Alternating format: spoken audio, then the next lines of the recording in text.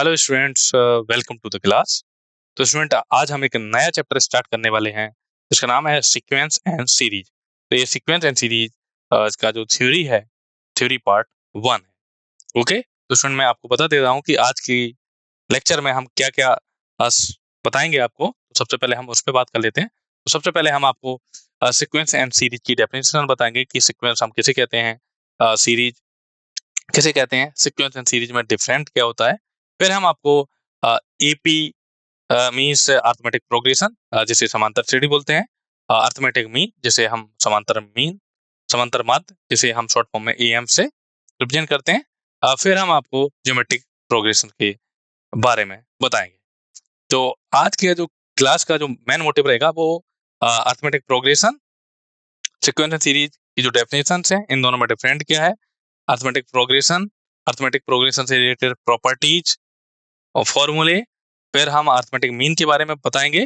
फिर geometric progression है उसका आइडिया दूंगा मैं। ओके, तो चलिए सबसे पहले हम डेफिनेशन देखते हैं कि सीक्वेंस एंड सीरीज। ओके, तो डेफिनेशन क्या है, why a sequence, we mean a list of numbers arranged according to some definition rule. तो स्टूडेंट, सीक्वेंस का मतलब ये है कि लिस्ट ऑफ नंबर है, हमने क्या किया, लिस्ट ऑफ नंबर को अरेंज किया है किसी ना किसी डेफिनेट रूल के द्वारा। अगर आपके पास कोई लिस्ट ऑफ नंबर है जिसे आपने कोई ना कोई डेफिनेट रूल के अकॉर्डिंग आपने लिस्ट किया है, तो हम उसे बोलते हैं सीक्वेंस, जिसे हिंदी में बोलते हैं अनुक्रम। समझे स्टूडेंट, सीक्वेंस की डेफिनेशन क्या है? सीक्वेंस की डेफिनेशन ये है कि अगर आपने क्या किया, लिस्ट ऑफ नंबर्स ले लिए और आपने क्या किया, उसको अरेंज किया है किसके द्वारा, कोई ना कोई डेफिनेट रूल के द्वारा। ऐसा नहीं है कुछ भी आप नंबर को अरेंज नहीं करेंगे, आप एक डेफिनेट रूल के अकॉर्डिंग अगर अरेंज करेंगे तो हमारा जो लिस्ट ऑफ नंबर्स हैं वो हमारे सीक्वेंस कहलाएंगे। जैसे मान लीजिए एग्जांपल के तौर पे आप समझ सकते हैं 1 2 3 डॉट डॉट सो ऑन। तो जैसे we define a sequence of function which domain is the set of natural numbers और some subset of natural numbers. जो जैसे मान लीजिए 1 2 3 4 डॉट डॉट सो ऑन। तो ये क्या है, ये 1 2 3 4 5 ये क्या है, एक आपके नेचुरल नंबर है। ठीक है, तो ये जो नंबर है क्या है, कोई ना कोई डेफिनेट रूल को तो फॉलो कर रहे हैं ना, कि 1 के बाद 2, 2 के बाद 3, 3 के बाद 4। ये क्या है, आपके नेचुरल नंबर है, ये आपका कोई डेफिनेट रूल को फॉलो कर रहे हैं। ओके, जैसे मान लीजिए अगर हम एक एग्जांपल लें आपको जो सीक्वेंस नहीं है। जैसे मान लीजिए, जैसे आप क्रिकेट तो खेलते ही होंगे स्टूडेंट, क्रिकेट जो लोग क्रिकेट खेलते होंगे और जो बैडमिंटन खेलते हैं, जैसे मान लो क्रिकेट खेलते हैं तो एक ओवर में 6 बॉल होती हैं। ओके, तो जरूरी नहीं है, अब कभी कभी होता है कि किसी ओवर में ज्यादा रन आ जाते हैं। जैसे किसी ओवर, जैसे मान लिया कि 5-5 ओवर्स का मैच चल रहा है, तो किसी पहले ओवर में मान लिए 5 रन आ गए, दूसरे ओवर में माना 7 रन आ गए, तीसरे ओवर में माना 2 रन ही आए, चौथे ओवर में मान लिया 1 रन आया, पांचवें ओवर में माना 10 रन आए। तो इसमें कोई डेफिनेट रूल नहीं बन रहा है कि हर एक ओवर में कि इतने रन होने चाहिए, ये रूल ही नहीं बन रहा। किसी में कभी 5 हो जा रहे, कभी 7 हो जा रहे, कभी 3 हो जा रहे। तो एक आपका एक डेफिनेट रूल नहीं बन रहा। समझ रहे हैं ना स्टूडेंट, ये आपका एक डेफिनेट रूल नहीं बन रहा है, तो ये आपका क्या हो जाएगा, सीक्वेंस नहीं होगा। तो सीक्वेंस के लिए आपको कहना है लिस्ट ऑफ नंबर्स होने चाहिए, उनको अगर आप अरेंज करें किसी डेफिनेट रूल के अकॉर्डिंग तो वो आपका सीक्वेंस कहलाएगा।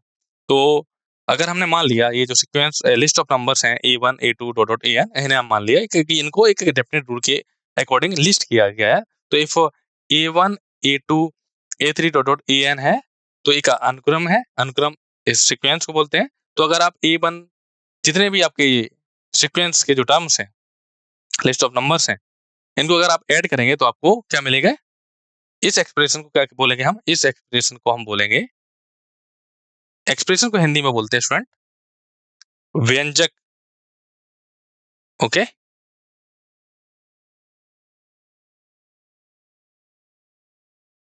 व्यंजक, ठीक है। तो अगर आप इनको सबको ऐड कर दें, ये जो सीक्वेंस के जो टर्म्स हैं इनको अगर हम ऐड कर दें तो आपको एक सीरीज मिल जाती है। सीरीज को हिंदी में हम श्रेणी बोलते हैं, ठीक है। नेक्स्ट है, if the term of sequence follow a certain pattern then it is called progression. तो अगर कोई ये सीक्वेंस ऑफ टर्म्स कोई सर्टेन पैटर्न को अगर फॉलो कर रहे हैं तो उसे हम प्रोग्रेशन या प्रोग्रेशन या क्रम बोलते हैं हिंदी में। ठीक है, चलिए आई होप आपको सीक्वेंस एंड सीरीज की डेफिनेशन समझ में आई। अगर रिकॉल करें क्विकली, तो अगर आपके पास स्टूडेंट लिस्ट ऑफ नंबर्स हैं, अगर आपने उन्हें अरेंज किया कोई ना कोई डेफिनेट रूट के अकॉर्डिंग, तो वो हमारा क्या हो जाएगा, सीक्वेंस हो जाएगा। तो अगर आपके पास ये सीक्वेंस के जो टर्म्स हैं, अगर आप उन्हें ऐड कर दें तो हमें सीरीज मिल जाएगी। तो अगर आपके जो सीक्वेंस है किसी ना किसी सर्टेन पैटर्न को फॉलो कर रहे हैं, सर्टेन पैटर्न मीन्स कि जो आपके टर्म्स हैं उनके बीच के जो डिफरेंस है वो 2 है, सारे टर्म के बीच का डिफरेंस 2 है या 3 है, तो ये किसी ना किसी पैटर्न को फॉलो कर रहे हैं, इसे बोलते हैं प्रोग्रेशन या हिंदी में क्रम कहा जाता है। ओके, चलिए नेक्स्ट देखते हैं अर्थमेटिक प्रोग्रेशन की कुछ बारे में। तो अभी हमने प्रोग्रेशन के बारे में जाना, सीक्वेंस सीरीज के बारे में जाना, अब अर्थमेटिक प्रोग्रेशन हम किसे बोलते हैं उसके बारे में जाना है। अर्थमेटिक प्रोग्रेशन को हम शॉर्ट फॉर्म में एपी भी लिख सकते हैं। ठीक है, तो पहला पॉइंट क्या है, it is a sequence in which the difference between any two consecutive terms is always same. तो इसमें अर्थमेटिक प्रोग्रेशन हम ऐसे प्रोग्रेशंस को बोलते हैं। प्रोग्रेशन में क्या बोला था, कोई सर्टेन रूल लग रहा हो। तो अर्थमेटिक प्रोग्रेशन में के लिए क्या है, कोई भी प्रोग्रेशन अगर आपको दी गई है, तो अगर प्रोग्रेशन है तो उनमें टर्म होंगे, first term, second term, third term, dot so on. तो अगर जो हमारे प्रोग्रेशन गिवन है उनके जो कंसेक्यूटिव टर्म्स हैं, जैसे A1 A2 ये कंसेक्यूटिव टर्म है, A2 A3 ये आपके कंसेक्यूटिव टर्म है, A3 A4 ये आपके कंसेक्यूटिव टर्म है। ये अगर कोई प्रोग्रेशन है जो ये रूल फॉलो कर रही है कि जो कंसेक्यूटिव टर्म्स हैं, कंसेक्यूटिव टर्म्स के बीच में जो आपको डिफरेंस मिल रहा है, तो वो कैसा मिलना चाहिए, आपको सेम मिलना चाहिए। क्या मिलना चाहिए, सेम मिलना चाहिए। ओके ओके ओके स्टूडेंट, तो क्या बताई मैंने डेफिनेशन कि अगर आपके पास कोई प्रोग्रेशन है, तो प्रोग्रेशन अगर ये रूल फॉलो कर रही है कि कंसेक्यूटिव टर्म्स के बीच में जो होगा, कंसेक्यूटिव टर्म्स के बीच का जो डिफरेंस है वो अगर सेम है हमेशा, तो हम बोलेंगे कि जो हमारा नंबर है, ये जो प्रोग्रेशन है, ये हमारी अर्थमेटिक प्रोग्रेशन है। अर्थमेटिक प्रोग्रेशन के लिए क्या होना चाहिए, जो कंसेक्यूटिव टर्म्स हैं उनके बीच का जो डिफरेंस है वो सेम होना चाहिए।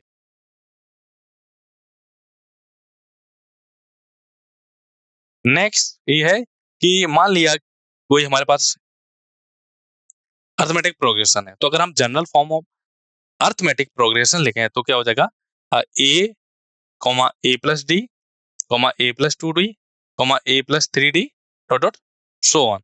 तो जनरल फॉर्म ऑफ एपी को हम आप इस टाइप से लिख सकते हैं, a comma a plus d comma a plus 2d comma a plus 3d dot dot so on.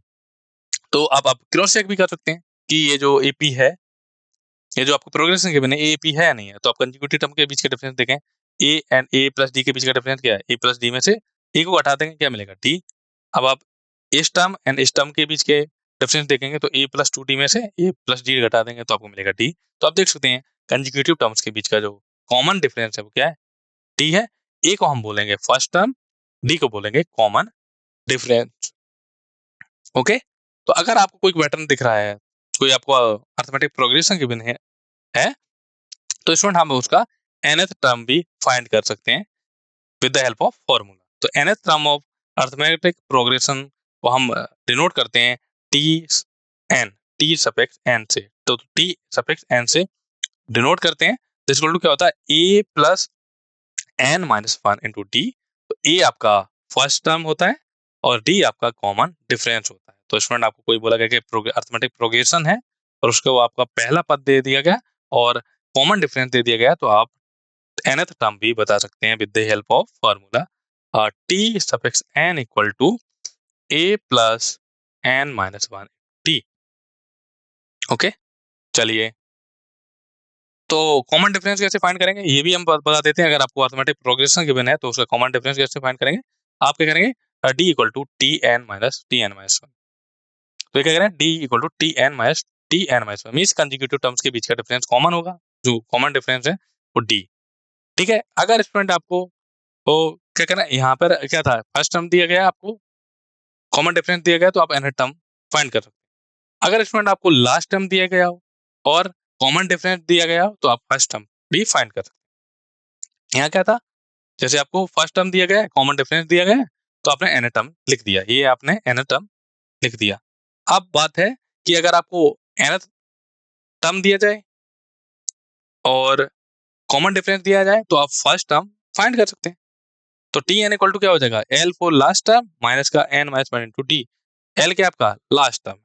तो स्टूडेंट ये जो जितने भी रिजल्ट्स हैं, इंपॉर्टेंट पॉइंट्स हैं, ये आप नोट कर लीजिए, क्योंकि जब हम क्वेश्चंस को सॉल्व करेंगे, फाउंडेशन क्वेश्चन में प्रैक्टिस प्रॉब्लम और कॉम्पिटिटिव एग्जाम में आए हुए क्वेश्चन को जब सॉल्व करेंगे तो ये सारे के सारे जो फॉर्मूले हैं वो वहां पर यूज होंगे।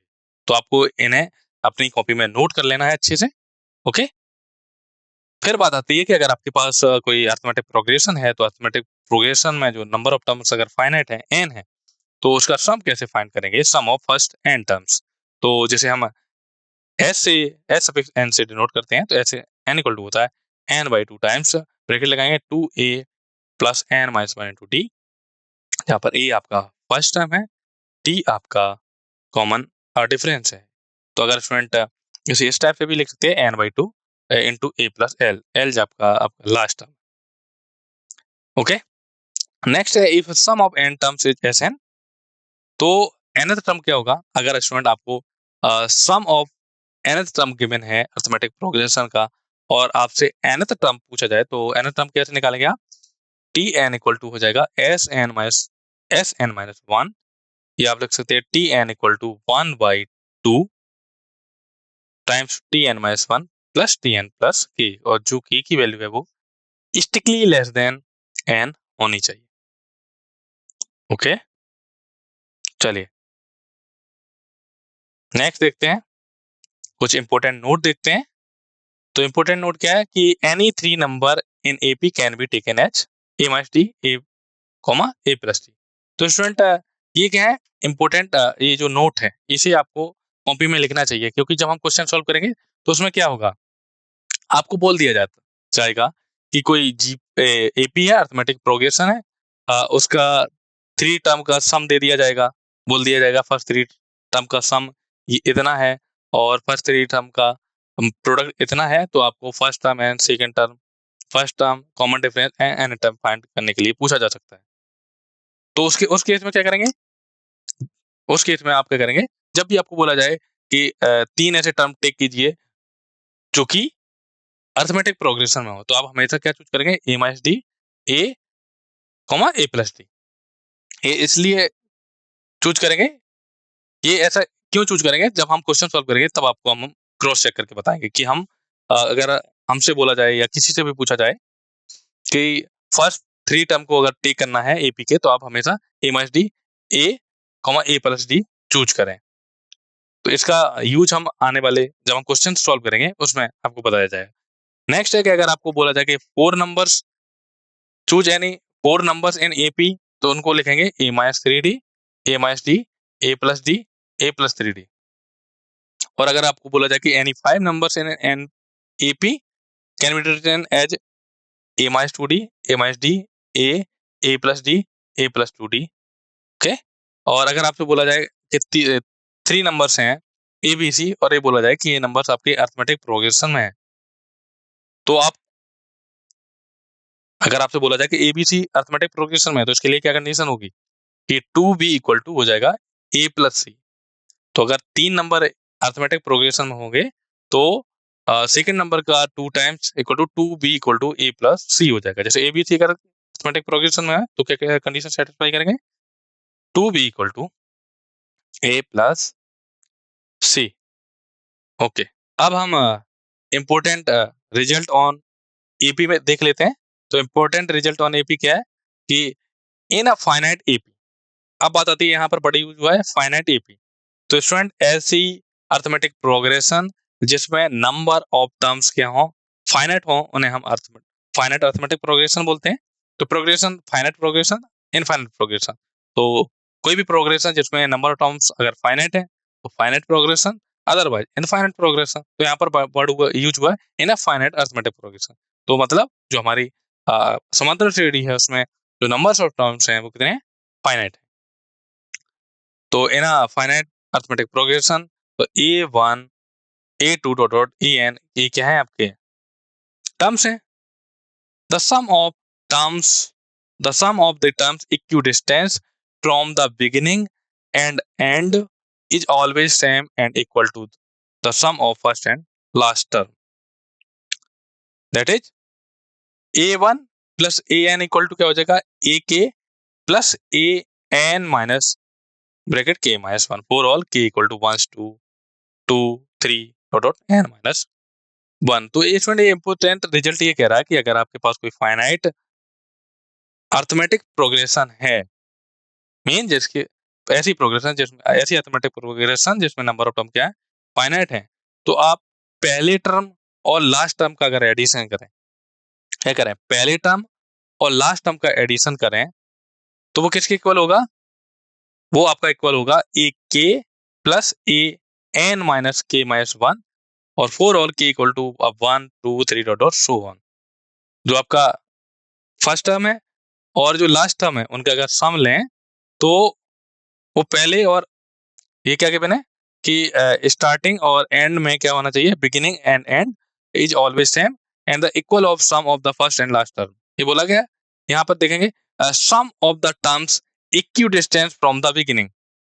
इक्यू डिस्टेंस फ्रॉम द बिगिनिंग का मतलब क्या है, जैसे अगर हम जैसे मान लीजिए a1 a2 a3 a4 a5 दे दिए, ठीक है, तो अगर आप a1 प्लस a6 मीन्स क्या है, a1 आपका स्टार्टिंग टर्म है और a5 आपका लास्ट टर्म, ठीक है. फिर अगर हम a2 की बात करें तो a2 आपका फर्स्ट, a2 आपका क्या है सेकंड टर्म है और a4 की अगर बात करें तो a4 आपका क्या है लास्ट सेकंड टर्म है. समझ गए स्टूडेंट. एक और एग्जांपल ले लेते हैं, जैसे आपने ले लिया a1 a2 a3 a4 a5 a6 a7 8 a8 ले लिया हमने, टोटल नंबर ऑफ टर्म कितने ले ली 8. तो ये इंपॉर्टेंट रिजल्ट ये कहना चाह रहा है कि अगर आप फर्स्ट टर्म लें एंड लास्ट टर्म का सम करें तो फर्स्ट टर्म है आपका a1, लास्ट टर्म है आपका a8, इसका सम करें और उसके नेक्स्ट टर्म का करें. अगर आपने कितने टोटल नंबर टर्म कितने लिए 8 लिए, ओके, तो और आप क्या करें सेकंड टर्म लें a2 और लास्ट सेकंड टर्म लें a6. इन दोनों का लास्ट टर्म क्या है, लास्ट सेकंड टर्म क्या है आपका a7. तो a2 प्लस a7 का जो टर्म लेंगे सम लेंगे वो क्या आएगा, सेम आएगा. फिर से सुनिए स्टूडेंट, अगर आप first term and last term, first term आपका a1 है, लास्ट टर्म हमने a8 माना, तो a1 प्लस a8 ये किसके इक्वल होगा, सेकंड टर्म मींस a2 और लास्ट सेकंड टर्म क्या है a7, तो a2 प्लस a7 के बराबर होगा. इसी प्रकार अगर आप a3 टर्म ले रहे हैं और लास्ट थर्ड टर्म ले रहे हैं मींस a6 ले रहे हैं, तो a3 plus a3 plus a6 होगा. इसकी वैल्यू जो सम होगा वो इक्वल आएगा. आई होप आप समझ गए होंगे. आप ये ध्यान रखिए और n की वैल्यू जैसे हम यहाँ 8 रखेंगे कि इक्वल टू 1 2 3 ऐसे पुट करके आप रिजल्ट पता कर सकते हैं. ओके, तो इसे नोट कर लेंगे स्टूडेंट. जब हम क्वेश्चन सॉल्व करेंगे तो उसमें ये चीजें यूज होंगी. अब हम बात करेंगे अर्थमेटिक मीन के बारे में. तो a for small a capital A और small b are in arithmetic progression, then a equal to क्या हो जाएगा a plus b by 2a. इसे बोलते हैं a और b का समांतर मार्ग. तो ये जो कैपिटल A को हम बोलते हैं a और b का अर्थमेटिक मीन. क्या बोलते हैं, अर्थमेटिक मीन.